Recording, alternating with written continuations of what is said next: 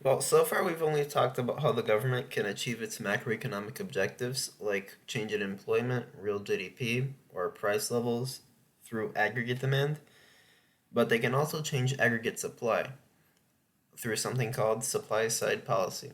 So, supply side policy will either raise or lower aggregate supply. So, if it raises aggregate supply, that is called expansionary supply side policy. So, raising aggregate supply is helpful for fighting inflation and increasing real GDP. So this method of growth is good because it raises both output, employment, and price, which you don't get with aggregate demand. You have to choose one or the other. So there's also, well, I mentioned then that there's also contractionary supply side policy, and that is not done on purpose. The only reason I mentioned that is that sometimes government can adopt policies which lower aggregate supply, but that's in order to achieve other goals and not on purpose. Because lowering aggregate supply has no active benefits. That's just stagflation, a loss in real GDP, output, employment, and inflation, a rise in price levels. So when you're talking about supply side policy, it's only expansionary. It's to shift AS to the right. But later you'll see that some of these policies might have other negative effects, so governments choose not to adopt them or to do the other or to do their opposite. You'll see what I mean later on. So that will lower AS. But in general, supply side policy expansionary. And so there's two different types of supply side policy. The first we'll be looking at is market based supply side policies.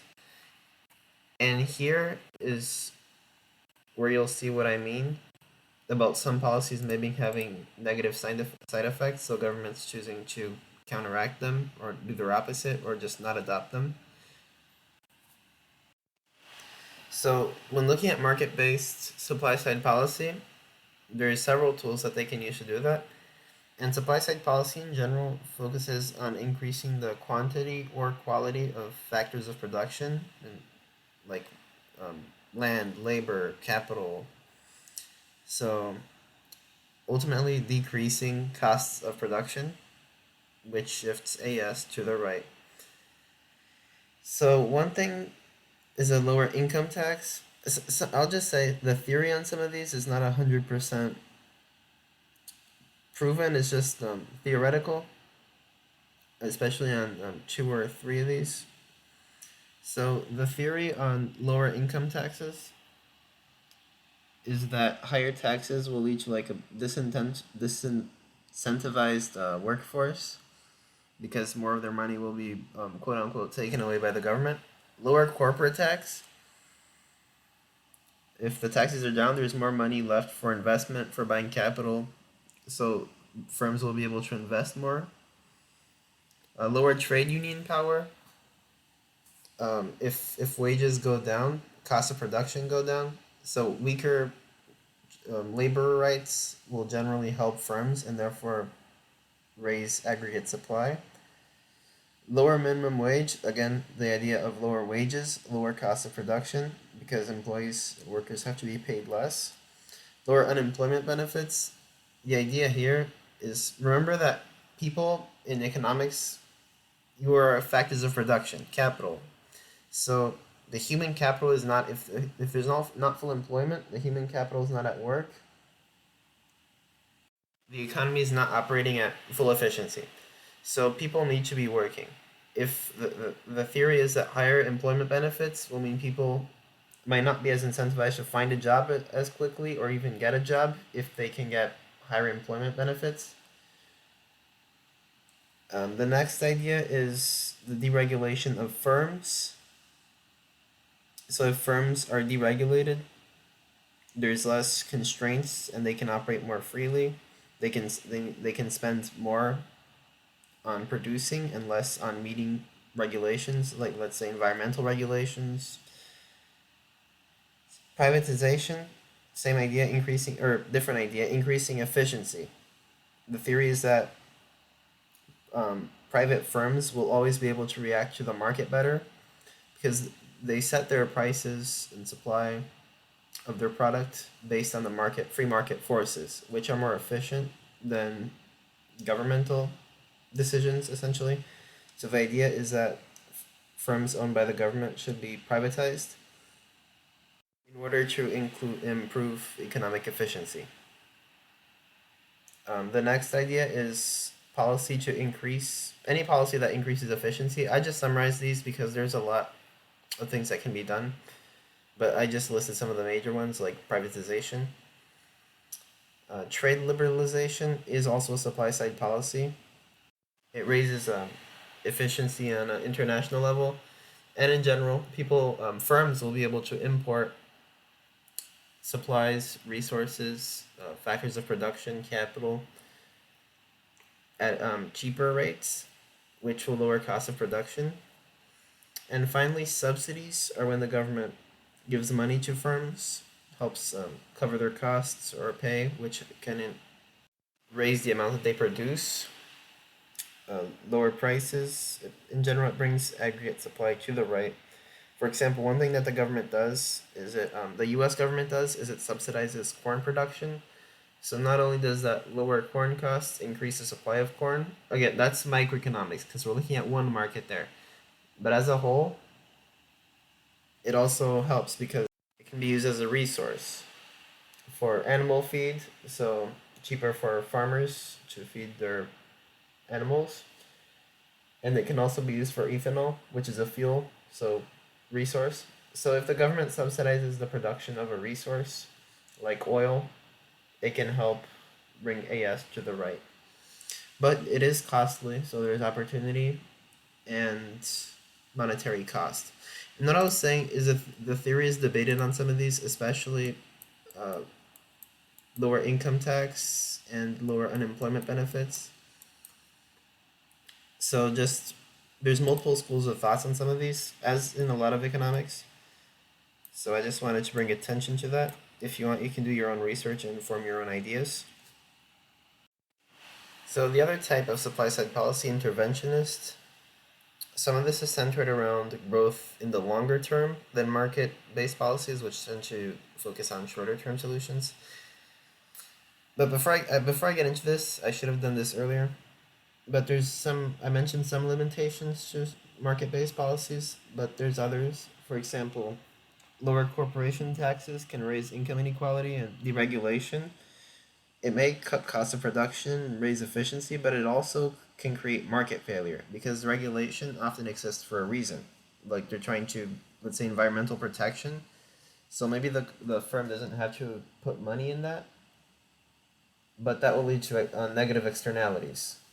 And yes, that's microeconomics, but it does factor in here. Maybe worker health, worker safety. There's reasons why regulations exist, and removing those can nullify that and create risks. There's also time lags, as with always. Privatization can lead to monopolization.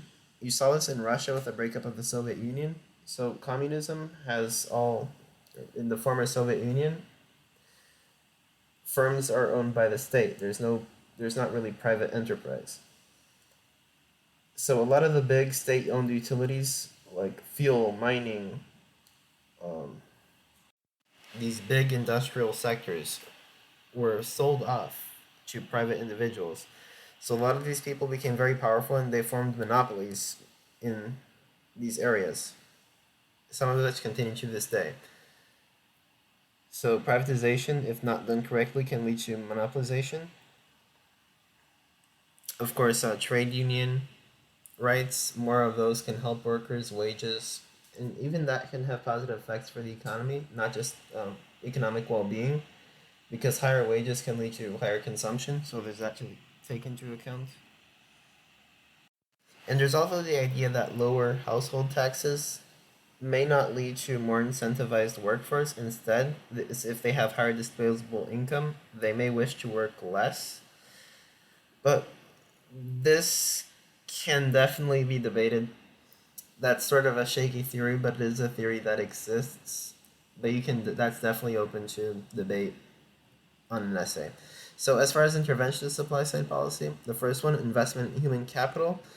This can include investment in healthcare, education, or direct training, like training people on skills that can be economically useful. So, improvement in human capital, that's one. Quality of resources, and quantity on resources too, because there's new human capital being created.